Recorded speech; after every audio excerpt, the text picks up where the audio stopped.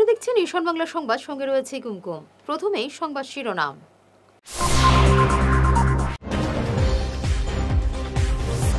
বাংলাদেশের প্রাক্তন প্রধানমন্ত্রী শেখ হাসিনাকে মৃত্যুদণ্ড।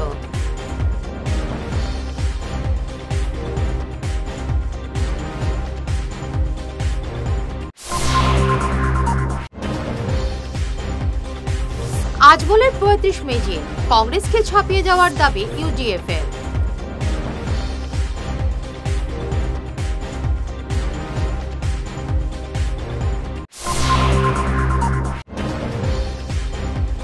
ধর্ষণের অভিযোগে শিলচর কনকপুর থেকে যুবক গ্রেফতার।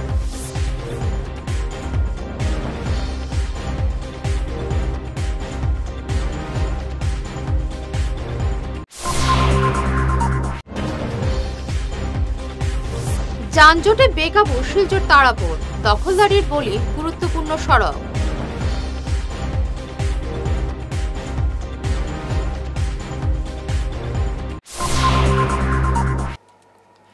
শুরু করছি বিস্তারিত ঈশান বাংলা সংবাদ। বাংলাদেশের প্রাক্তন প্রধানমন্ত্রী শেখ হাসিনাকে দোষী সাব্যস্ত করে মৃত্যুদণ্ড দিল সে দেশের আন্তর্জাতিক অপরাধ ট্রাইব্যুনাল। জুলাই অভ্যুত্থানে দেশ ছাড়া হওয়ার পর থেকে মোহাম্মদ ইউনিসের বাংলাদেশে অসংখ্য মামলা হয়েছে হাসিনার বিরুদ্ধে। গুরুতর মামলাগুলোর মধ্যে রয়েছে জুলাই বিপ্লবী ছাত্রদের উপর গুলি চালানো তথা মানবতা বিরোধী অপরাধ, আইনঘর সংক্রান্ত অভিযোগ ইত্যাদি। এদিন ট্রাইব্যুনাল হাসিনাকে দোষী সাব্যস্ত করে মৃত্যুদণ্ড দেয়। যদিও আওয়ামী লীগ আগেই জানিয়েছিল যে জামাত প্রভাবিত কাঙ্গারু আদালতে বিচারের নামে প্রহসন চলছে, যেখানে আত্মপক্ষ সমর্থনের সুযোগ নেই, তা কখনোই ন্যায় বিচার হতে পারে না। ২৬-এর বিধানসভা নির্বাচনকে সামনে রেখে অসমের রাজনীতিতে নয়া জল্পনার সৃষ্টি করলেন ইউডিএফ প্রধান বদরুদ্দিন আজমল। আজমল ঘোষণা করেছেন যে তার দল মোট ৩৫টি আসনে প্রতিদ্বন্দ্বিতা করবে। তিনি সরাসরি কংগ্রেসকে চ্যালেঞ্জ ছুড়ে দিয়েছেন। তিনি বলেন তার দল কংগ্রেস থেকে বেশি আসন পাবে। আজমলের এই মন্তব্য বিরোধী শিবিরে চির ধরার ইঙ্গিত দিচ্ছে এবং ভবিষ্যতে জোটের সমীকরণ কি হবে সেই প্রশ্ন তুলে দিয়েছে। আমার ওয়ার্কার হল যে বলেছে ময়দানত নামি যাও, ভাল একটা চান্স আইছে। বিহারের রেজাল্টে আপনারা বহুত উৎসাহিত উৎফুল্লিত করেছে। ময়দানত নামি যাও, কাম করো, দিন আপনার আছে। আর এইবার প্রেসার কারণে মুখ হয়েছে যে এইবার 35 সিট আমি কইছো, কিছু প্লাস মাইনাস হবই। হ্যাঁ, আর আমি কংগ্রেস পার্টির পড়া বেশি ভাল ফল আমার ইউডিএফে দেখাবো ইনশাআল্লাহ। এক গৃহবধূকে ধর্ষণের অভিযোগে গ্রেফতার করা হলো শিলচর কনকপুর দ্বিতীয় খণ্ডের বাসিন্দা রজত দাস ওরফে মান্না নামের এক যুবককে।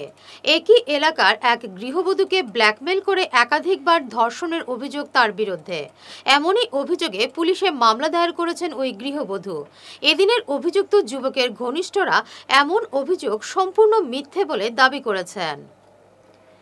শিলচরের অন্যতম গুরুত্বপূর্ণ সড়ক তারাপুরের নিত্যদিনের যানজট এখন এক তীব্র সমস্যা। এই ভয়াবহ যানজটে আটকে পড়ে প্রায়শই জটিল সমস্যার শিকার হচ্ছেন সাধারণ জনগণ।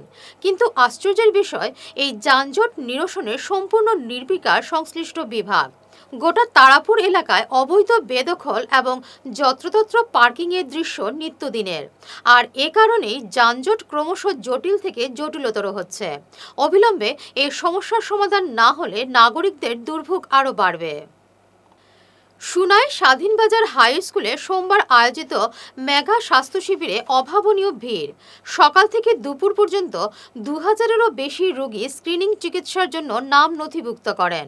কেন্দ্র এবং রাজ্য সরকারের উদ্যোগে আয়োজিত এই ক্যাম্পে উপস্থিত ছিলেন সাংসদ পরিমল শুক্লবৈদ্য, বিধায়ক করিমউদ্দিন বরভূইয়া, জেলাশাসক মৃদুল যাদব। স্থানীয়দের জন্য স্বাস্থ্য পরিষেবার এই সুবর্ণ সুযোগ ব্যাপক সফলতা লাভ করেছে। কথা ছিল বিশেষ কোনো কারণে একটু ব্যাপার হয়ে আজকের দিনে এসছে। আর আজকের দিনে আমরা তাদেরকেই ডেকে এনেছি, যেভাবে জয়েন্ট ডিরেক্টর মহোদয় বললেন যে 18 বছর পর্যন্ত কিছু বিশেষ রোগ যাদের দিকে কখনো সরকার বা সমাজ আমরা ভালো করে দৃষ্টি দিতে পারিনি, সঠিকভাবে নজর দিতে পারি। আর এই ক্যাম্প শুধু আজকে শোনাইতে হচ্ছে এই কথা নয়, আপনারা জানেন আসামে 126টা বিধানসভার সমষ্টি আছে, প্রত্যেকটাতে হচ্ছে। আর যেহেতু এখানে বলা হয়েছে আশা অঙ্গনওয়াড়ির দিদিরা সবার ঘরে ঘরে খবর দিয়ে নিয়ে এসছেন। प्रथम हमारे ज्वाइंट डायरेक्टर साहब ने बताया कि विस्तारित बात में बताया कि ये जो स्वास्थ्य के कैंप है वो माननीय प्रधानमंत्री जी के 75वें जन्म दिवस का आयोजित किया गया है हर समष्टि में।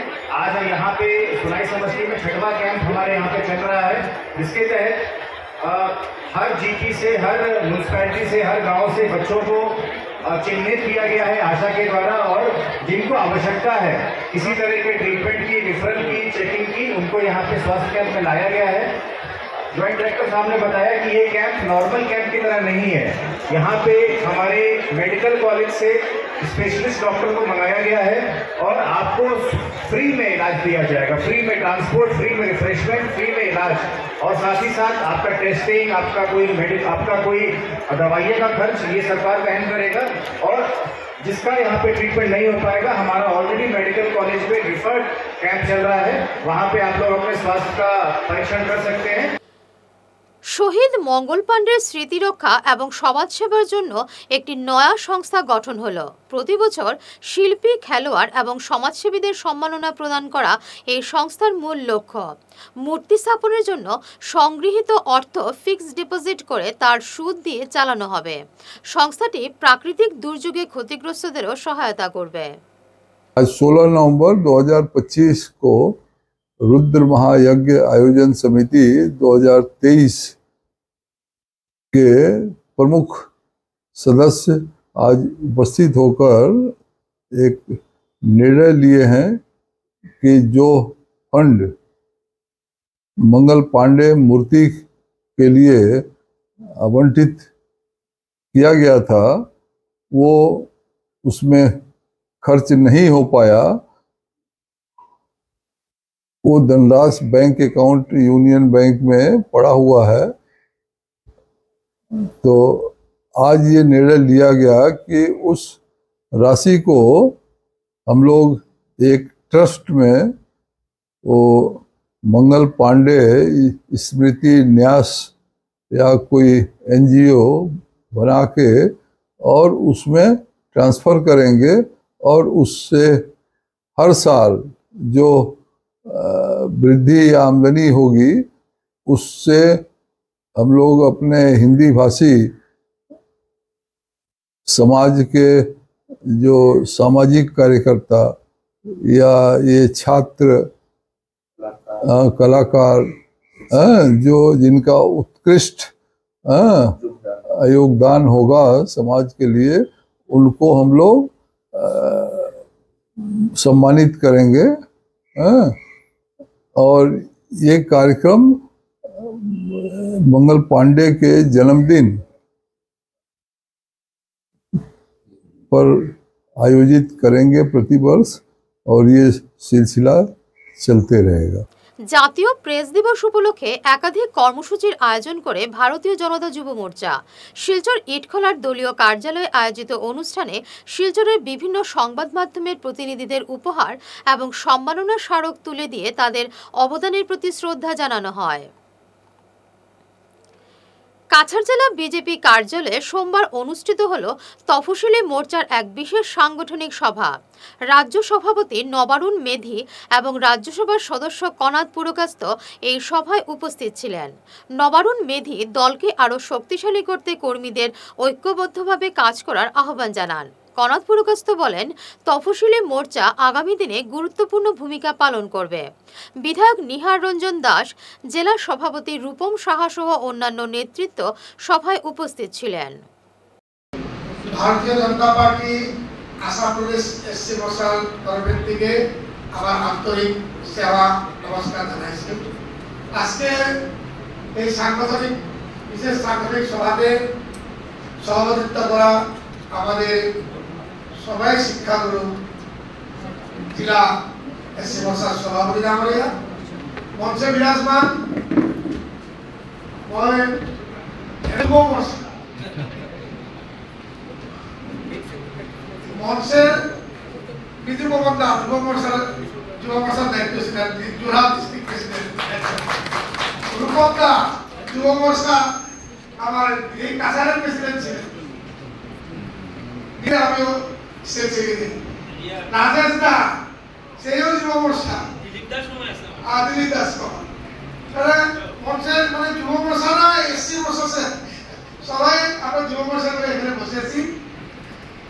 সকলোকে মই কৰ্ণাটক আছে, কৰ্ণাটক আমাৰ সকলোৰে প্ৰিয়, সকলোৱে শ্ৰদ্ধা কৰে। কৰ্ণাটক মই মোৰ ফালৰ পৰা সেৱা নমস্কাৰ জনাইছোঁ আৰু মঞ্চত থকা আটাইলৈ মোৰ আন্তৰিক সেৱা জনাইছোঁ। আমি একজন এখানে মানে হিন্দু অধ্যুষিত এলাকাতে আমার বিভিন্ন ব্যবসা বাণিজ্য আছে। সেই ব্যবসার সূত্রে আমি অমুসলমান যাদের আছে, যারা আমার অতি পাশে, সবার সঙ্গে আমার ভালো সম্পর্ক, ভালো হৃদয়তা, ভালো আচার ব্যবহার এবং সুন্দরভাবে আমি এদের সঙ্গে মানে আমি 30-35টি বছর আমি কাটিয়েছি। আমার দৃঢ় বিশ্বাস আমি যদি কংগ্রেস প্রার্থী এখান থেকে হই তো এই অঞ্চলে বিজেপির ভোট হয়তো এই 4-5 জিবিতে হয়তো জিরোতেও দাঁড়াতে পারে, এরকমও সংখ্যা হতে পারে। আমার তো দৃঢ় বিশ্বাস আজকে গরু গগৈর নেতৃত্বে সমস্ত আসামে যেভাবে জনজোয়ার এসেছে, এই জনজোয়ারে মানুষ মানে যথেষ্ট সাড়া দিচ্ছে এবং কংগ্রেসে বড় বড় অনেক মানুষ অন্যান্য দল থেকে কংগ্রেস পার্টিতে জয়েন করছে এবং আমার বিশ্বাস বরাকে আমরা 13টা সিটের মধ্যে আমরা 7 থেকে 8টা সিট কংগ্রেস পার্টি জয়ী হবে এবং বরখলাও আমরা সেই দ্বারা অব্যাহত রাখতে পারবো। আমি তো কোনোদিনই নির্দল করবো না, কংগ্রেস দল যাকে টিকিট দেবে আমি তার সঙ্গে থাকবো। তবে আমার দৃঢ় বিশ্বাস কংগ্রেস দল অনেক ভেবে চিন্তে টিকিট দেবে, কারণ আমরা বিভিন্নভাবে আমি গতদিনও একটা কথা বলেছি যে ওনার বয়স হয়েছে এবং একটা মানুষের এরকম একটা সময় আসে, আর আমরা সবাই অনুরোধ করব যে আপনি অবসর নিন আর বরখলাকে অভিভাবকের ভূমিকা পালন করে এখান থেকে কংগ্রেস প্রার্থীকে জয়ী করার জন্য ওনাকে আহ্বান জানাচ্ছি। মাত্র 3000 বেতনে 10 বছর কাজ করার পর ন্যায্য বেতনের দাবিতে দক্ষিণ হাইলাকান্দি মণিপুর উন্নয়ন খণ্ডের কর্মচারীরা আজ প্যান ডাউন ধর্ণা কর্মসূচি পালন করেন। তাদের দাবি বেতন বৃদ্ধি এবং চাকুরির সুরক্ষা নিশ্চিত করা। গত 11 তারিখ থেকে শুরু হওয়া এই আন্দোলন আজ শেষ হয়েছে, এরপর তা জেলা কার্যালয়ে চলবে। আমরা বিগত 11 তারিখ থেকে আমরা পঞ্চায়েত ঠিকাভিত্তিক কর্মচারীরা পুরো স্টেট ভিত্তিক প্রত্যেক ব্লকে, স্টেটের প্রত্যেক ব্লকে আমরা 11 তারিখ থেকে ধর্ণা কার্যসূচি পালন করিতেছি। আমাদের কিছু দাবি মাননীয় মুখ্যমন্ত্রী মহোদয়ের কাছে পৌঁছানোর জন্য। আমাদের দাবিগুলি ছিল যে আমাদের স্যালারি যাতে ন্যূনতম 30,000 টাকা করে দেওয়া হয় এবং আমাদেরকে যাতে HR পলিসির আন্ডারে আওতায় আনা হয়। তাছাড়া বার্ষিক 10% ইনক্রিমেন্ট যাতে আমাদেরকে প্রতি বছর দিয়ে যাওয়া হয়। তাছাড়া আমরা আমাদের এই চাকরির 60 বছরের গ্যারেন্টি যাতে আমাদেরকে দেওয়া হয়, এই কার্যসূচি এটাই আমাদের মুখ্য উদ্দেশ্য এই ধর্নার। তো আমরা আজ লাস্ট আমাদের এই ব্লক কার্যালয়ের ধর্নাসূচি। আগামী 2 দিন আমরা প্রত্যেক ডিস্ট্রিক্টের জেলা পরিষদ কার্যালয়ে আমাদের এই ধর্না কার্যসূচি এইভাবে চলবে। আমরা সবাই আমাদের প্রত্যেকেরই উদ্দেশ্য একটি, যে মাননীয় মুখ্যমন্ত্রীর কাছে যাতে আমাদের এই কাতর আর্জি। জাতীয় প্রেস দিবস উপলক্ষে কালাইন, কাঠিগড়া এবং বদরপুর পাঁচগ্রাম মণ্ডলের 3 সভাপতির যৌথ উদ্যোগে রবিবার রাতে বদরপুর পাঁচগ্রাম মণ্ডল কার্যালয়ে অনুষ্ঠিত হয় সাংবাদিক সম্বর্ধনা অনুষ্ঠান। অনুষ্ঠানে প্রধান অতিথি ছিলেন সাংসদ পরিমল শুক্লবৈদ্য।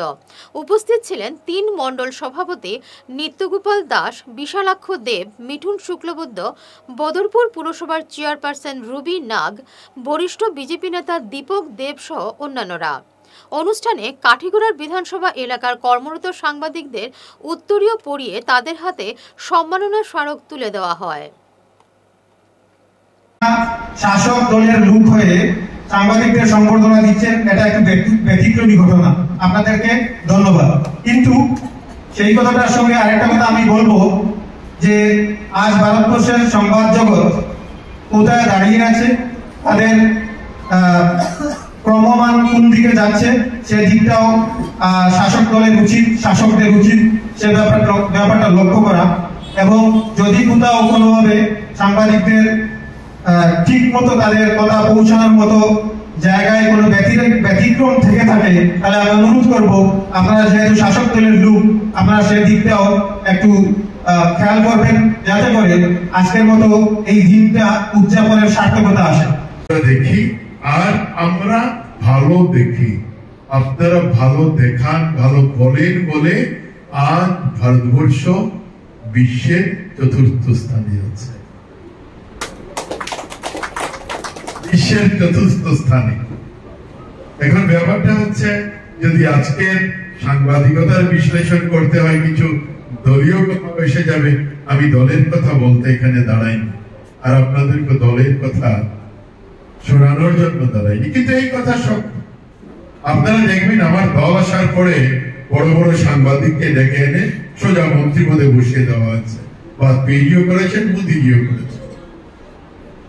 তার কারণ রাষ্ট্রকে যারা সামনে রাখে, রাষ্ট্রকে যারা প্রধান হিসেবে বিবেচনা করে, এই মানুষগুলোর যদি সঠিক যুগল মিলন না হয়, তাহলে কোন অবস্থাতেই রাষ্ট্র এগিয়ে যেতে পারবে। আর যার জন্য আমি প্রথমে বলেছিলাম যে বড় কাজ করেছেন তারা, আমি তাদেরকে সম্বর্ধনা। নিয়ম মাসের সমাপ্তি উপলক্ষে শিলচর রংপুরের নরসিং আখড়ায় বিভিন্ন অনুষ্ঠানের আয়োজন করা হয়। প্রভাত ফেরিরও আয়োজন করা হয়। পরে সংকীর্তনের মাধ্যমে অনুষ্ঠানের সমাপ্তি হয়। 3000 ভক্ত উপস্থিত ছিলেন। এ নিয়ে জানান আয়োজকদের পক্ষ থেকে শ্যামাপদ রায়। 1990 ইংরাজি থেকে আমাদের এই নরসিং আখড়া রংপুরে এই নিয়ম মাস বা দামোদর মাস আমরা পালন করে যাচ্ছি। আজকে 35 বছর পূর্ণ হয়েছে।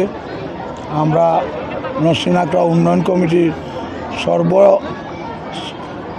সাহায্য সহযোগিতায় সবাই মিলে আমরা এই উৎসবটা করি। আমরা বার থেকে কোনো চাঁদা নেই না। গৌরাঙ্গ মহাপ্রভুর নির্দেশিত পথে 1 মাস ব্যাপী আমরা এই উৎসব পালন করি। আজকে আমার সাথে আমার কমিটির যারা আছেন, আমার সভাপতি আছেন, বাকি সদস্যরা, সহসভাপতি সবাই আছেন। আমরা সম্মিলিত প্রচেষ্টায় বাহার থেকে কোনো চাঁদা না উঠিয়ে আমরা নিজেরাই এই উৎসব পালন করি। আপনারা হয়তো প্রতি বছরই দেখছেন। আজকের দিনে আমরা এটার সমাপন করছি। ধন্যবাদ, সবাইকে নমস্কার। আগামীতে যাতে আমরা এইভাবে করতে পারি, সবাই আশীর্বাদ করবেন, ঠাকুরের কাছে বলবেন, নরসিংহকা বাবার কাছে বলবেন। নমস্কার। আর 1 মাস থাকি কীর্তন করি, আর সব বহুত করতে সব মিলে সহযোগ করিয়া আমরা কীর্তন করি। আপনারা আশীর্বাদ দেবেন, এরকম চলতে থাকবে। দামোদর মাস পালন করছি 30 দিন ব্যাপী, যা আজকে দামোদর মাসের সমাপ্ত দিন। সেই সমাপ্তি দিনে আমরা ভক্তবৃন্দরা প্রায় 3 থেকে 4000 ভক্তবৃন্দ এখানে জমায়েত হয়েছেন। আগামীতেও যাতে আমরা সবার সহযোগিতায় সেই উৎসব পালন করতে পারি, সেই কামনা এবং প্রার্থনা সবার প্রতি রইল। শেষ করার আগে বিশেষ ঈশান বাংলা সংবাদ আরও একবার।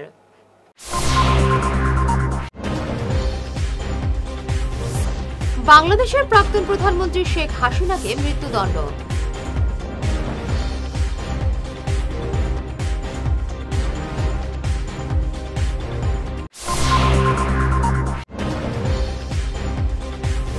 আজমলের ৩৫ মেজি, কংগ্রেসকে ছাপিয়ে যাওয়ার দাবি ইউডিএফ-এর।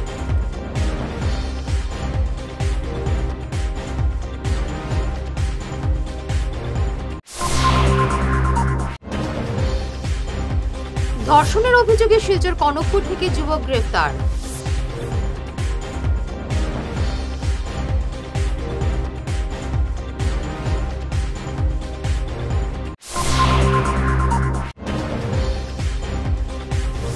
যানজটে বেকাবু শিলচর তারাপুর, দখলদারির বলি গুরুত্বপূর্ণ সড়ক।